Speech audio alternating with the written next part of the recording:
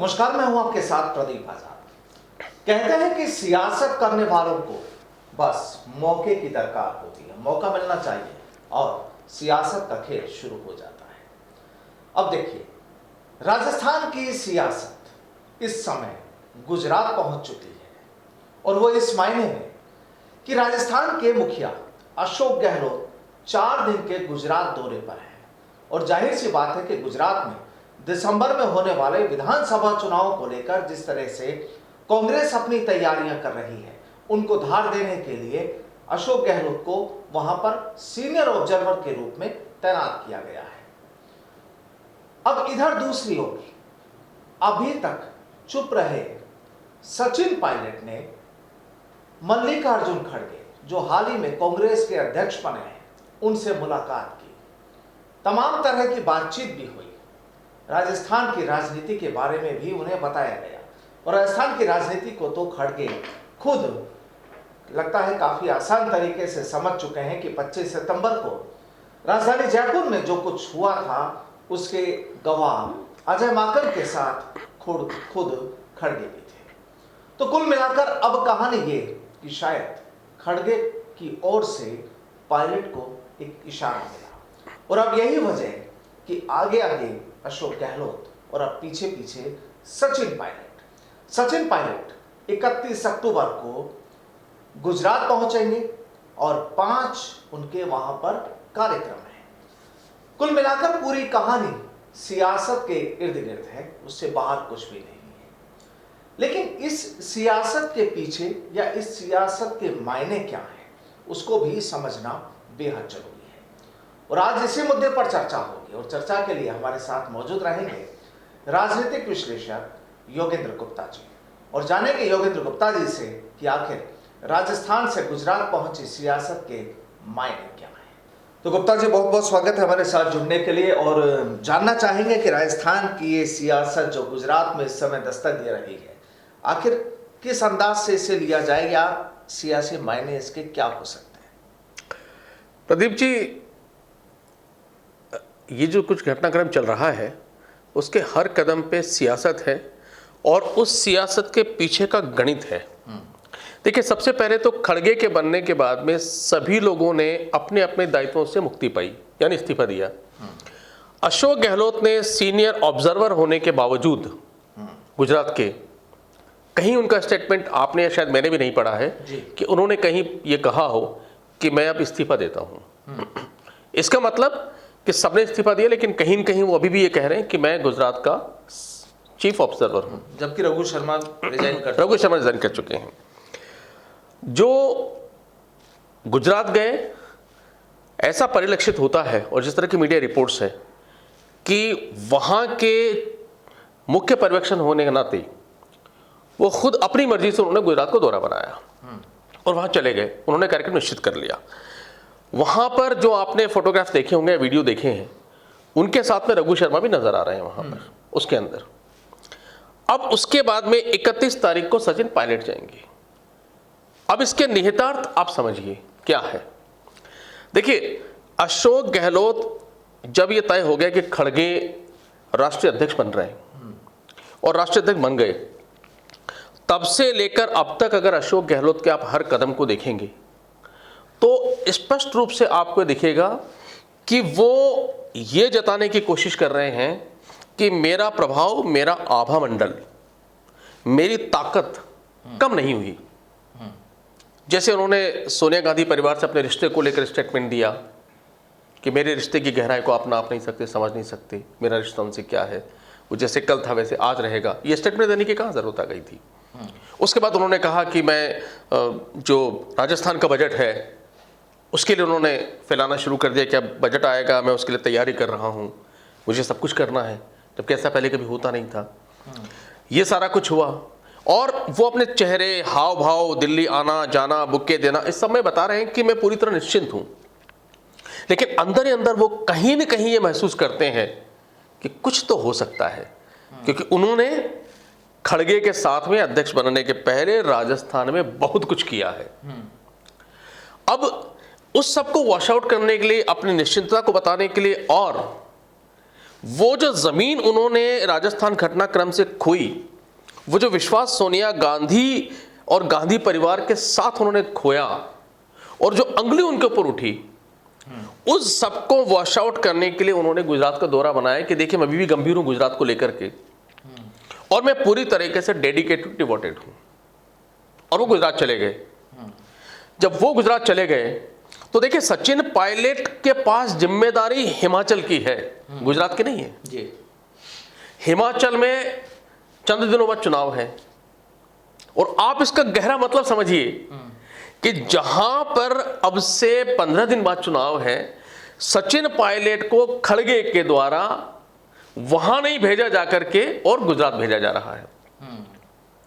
तो एक तरह से ये सचिन पायलट को, क्योंकि सचिन पायलट ने कल जाकर बुके दिए हैं उन्हें, और उसके बाद ये डेवलपमेंट हुआ है, तो एक तरह से कहा जा रहा है कि सचिन पायलट को इनडायरेक्टली मैसेज है कि आपका वजूद और आपका पेशेंस और आपका सम्मान, इसकी कद्र दिल्ली में हो रही है, और उसका पहला साइन सीधा गुजरात भेजकर किया जा रहा है। दूसरा साइन अशोक गहलोत को इनडायरेक्टली है कि आप अपनी मर्जी तो चला रहे हैं, लेकिन नकेल ऊपर से कसी जाएगी, और उनके समानांतर सचिन पायलट को भेजा गया, और उनके समानांतर सचिन पायलट की सभाएं होंगी। जबकि देखा जाए तो गुजरात का मुख्य पर्यवेक्षक होने के नाते या मुख्य प्रभारी होने के नाते उनको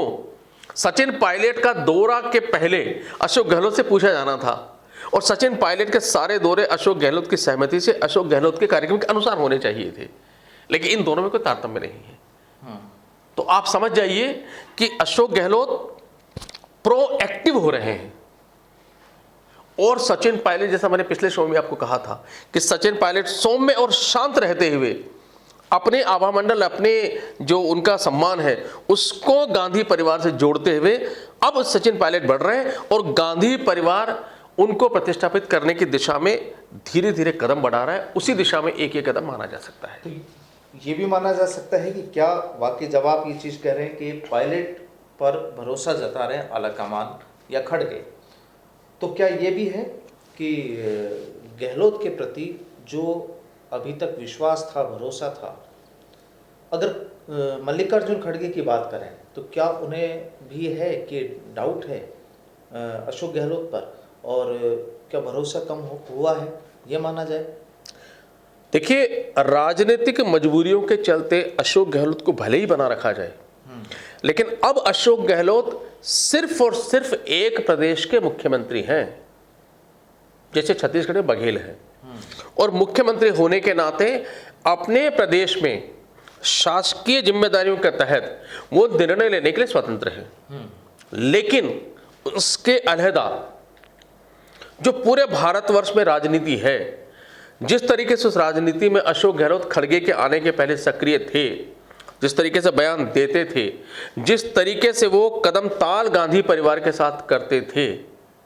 अब ये मैसेज उनको डायरेक्टली और इनडायरेक्टली दिया जा रहा है। अभी तो इनडायरेक्टली दिया जा रहा है कि अब वो कदम ताल करना,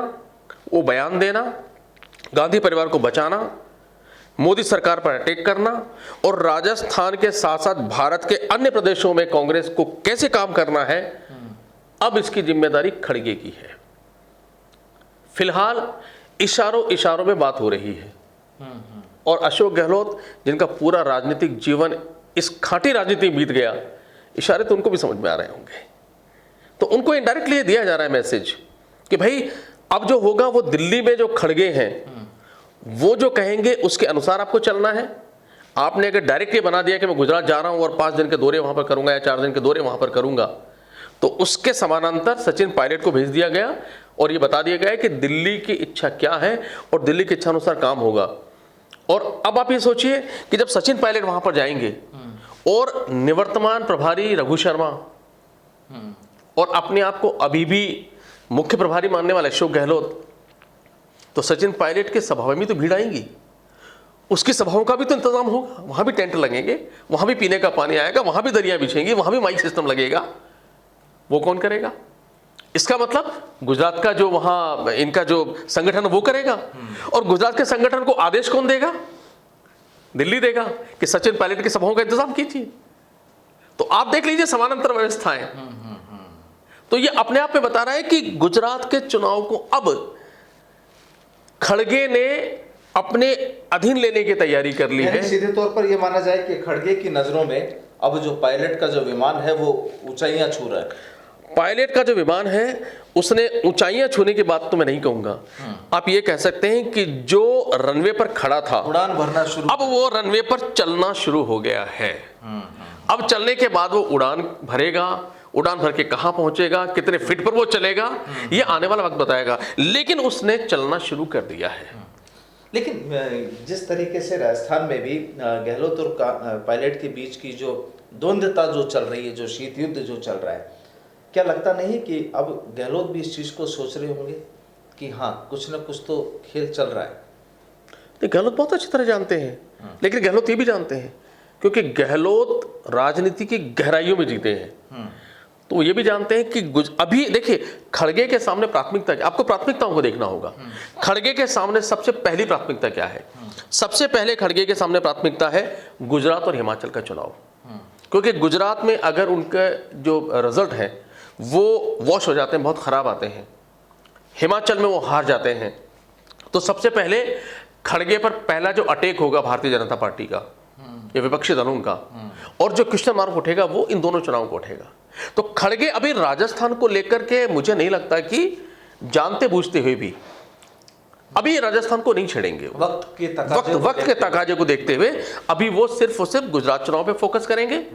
और वो फोकस करेंगे हिमाचल के ऊपर, और वहां पर कार्रवाई करेंगे। और आने वाले दिनों में आप देखिएगा कहीं न कहीं से इस तरह का आभास होगा कि अशोक गहलोत को भले ही वहां पर बने रहने दिया जाए, लेकिन वहां की जो चुनावी कमान है, वहां की जो व्यवस्थाएं हैं, उसको खड़गे अपने अनुसार वहां पर चलाएंगे, और अशोक गहलोत को भी उनके अनुसार चलने के लिए मजबूर किया जाएगा, या फिर वहां पर कुछ और व्यवस्थाएं उत्पन्न की जाएंगी। तो क्या फिर ये भी लगता है कि जिस तरीके से गहलोत गांधी परिवार से अपने जो रिश्ते बताते हैं, और कहा यह जाता है कि खड़गे भी रिमोट वाले अध्यक्ष होंगे, अगर वो चीज़ें रही तो क्या जो हम चर्चा कर रहे हैं क्या वो कामयाब होगी? क्या उन विषयों को वाकई बल मिलेगा? नहीं, देखिए अशोक गहलोत कितना भी बताते रहे कि उनके वही रिश्ते हैं, उसी शिद्दत के साथ में है, वही तासीर वो है, लेकिन राजनीति का कोई भी छोटा सा जानकार व्यक्ति ये बहुत अच्छी चीज़ जानता है कि इतने सारे घटनाक्रम के होने के बाद में, और जिस तरीके से उसका प्रोएक्टिव हो रहे हैं कि उन्होंने यहाँ पे एक समिट यहाँ पर कर दिया, समिट में गौतम अडानी को बुलाया, जय शाह का वेलकम यहाँ उन्होंने कर लिया, उसके बाद में दुनिया भर के तमाम कार्यक्रम यहाँ पर उसके पहले हो गए। तो ये राजनीति का कोई छोटा मोटा छात्र को बता देगा कि इतने सारे घटना का, देखिए राजनीति में कोई भूलता नहीं है, तो जो कुछ हुआ है उसके बाद अगर हम ये कहें कि इस घटनाक्रम के बाद भी अशोक गहलोत के वही रिश्ते बने रहेंगे, वही विश्वास बना रहेगा, तो देखिए ये तो कोई भी छोटा बच्चा बता सकता है कि ये संभव नहीं है। लेकिन उसका प्रतिकार होगा, किस तरीके से चीज़ें सेटल होंगी, उसमें भी थोड़ा समय लगेगा, क्योंकि पहली ज़रूरत गुजरात और हिमाचल है, राजस्थान को भी नहीं चढ़ा जाएगा। गहलोत भी अंदर अंदर जानते हैं कि इसका कुछ न कुछ राजस्थान में होगा ज़रूर, और गहलोत जिस तरह के राजनीतिज्ञ हैं उसकी तैयारी उन्होंने कर ली होगी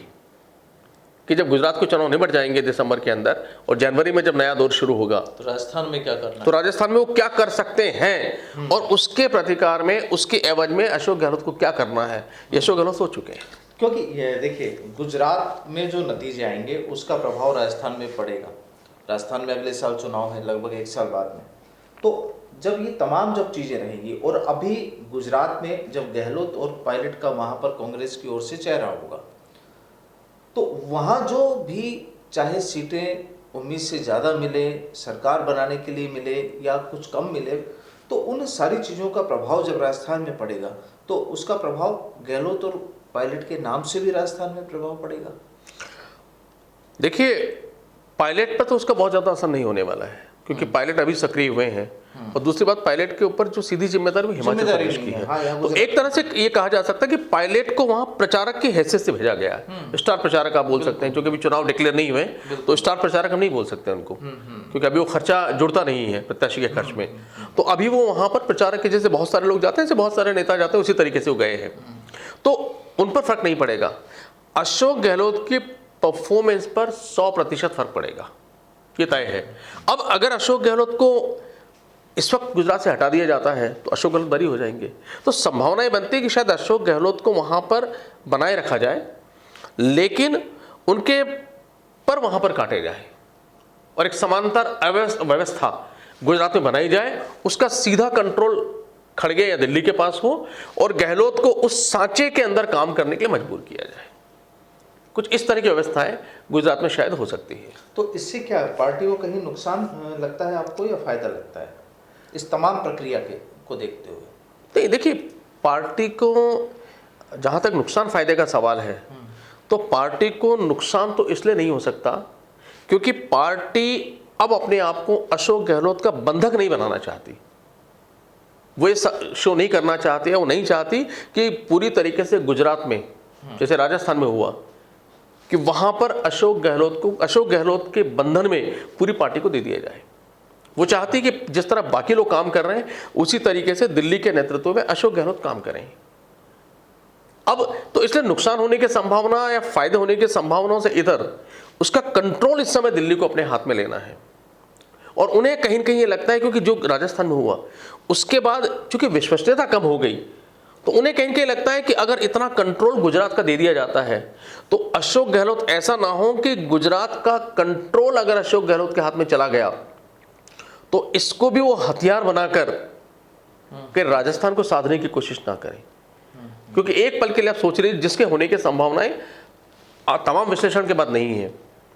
कि अशोक गहलोत को पूरा गुजरात का प्रबंधन दे दिया जाता है। अब वहां गुजरात के अंदर जितने विधायकों के टिकट बटेंगे वो सारे टिकट अशोक गहलोत बांटते हैं, चुनाव प्रबंधन अशोक गहलोत करते हैं, सारी मीटिंग अशोक गहलोत करवाते हैं। और एक पल के लिए आप मान लीजिए कि वहां पर कांग्रेस जीत जाती है तो सारे विधायक किसके कॉन्फिडेंस के हैं? अशोक गहलोत के कॉन्फिडेंस के। तो अशोक गहलोत के पास अगर गुजरात का कॉन्फिडेंस भी आ गया और राजस्थान का कॉन्फिडेंस भी आ गया तो फिर अशोक गहलोत क्या खेल करेंगे? फिर राजस्थान में आप उनको कैसे साधेंगे? तो इसलिए जो दिल्ली है वो गुजरात का कंट्रोल अपने हाथ में लेगी, जो उनके पास ही रहेगा, रिमोट उनके पास रहेगा। क्योंकि खड़गे के चुनाव के पहले आप ध्यान करें पूरी तरीके से रिमोट गहलोत को दे दिया गया था गुजरात का। अब सचिन पायलट को वहां भेज के उस रिमोट के ऊपर एक ब्रेक लगा दिया गया है। तो कुल मिलाकर कहानी ये कि राजस्थान से गुजरात पहुंची सियासत के मायने क्या है और जिस तरह से अशोक गहलोत और सचिन पायलट अब लगातार, चूंकि अशोक गहलोत तो पहले भी गुजरात जा चुके हैं और अभी भी उनका 4 दिन का वहां पर प्रोग्राम है, लेकिन अब उसके पैरेलल उसके साथ साथ 31 अक्टूबर को जिस तरह से सचिन पायलट का गुजरात में दौरा है और करीब 4 या 5 वहां पर जो उनके कार्यक्रम होने हैं, जाहिर सी बात है कि भीड़ वहां भी जुटेगी। क्योंकि पायलट का विमान जहां पर जो उनका सियासी विमान है वो जब भी उड़ता है, जब भी रनवे पर दौड़ना शुरू करता है तो पब्लिक का इंतजाम या यूं कहें कि उनके चाहने वालों की जो कतार है वो हर बार लंबी ही नजर आती है। लेकिन बड़ा सवाल ये कि पहले गहलोत अब पायलट, आखिर क्या होगी और कैसे होगी गुजरात की तस्वीर आने वाले विधानसभा चुनाव में देखना ये बेहद जरूरी होगा। और साथ ही देखना ये भी होगा कि गुजरात की जो नतीजों की छाया राजस्थान में पड़ती है वो कैसी होती है। बहरहाल बहुत बहुत शुक्रिया ताजी हमारे साथ जुड़ने के लिए। फिर मुलाकात होगी। नमस्कार।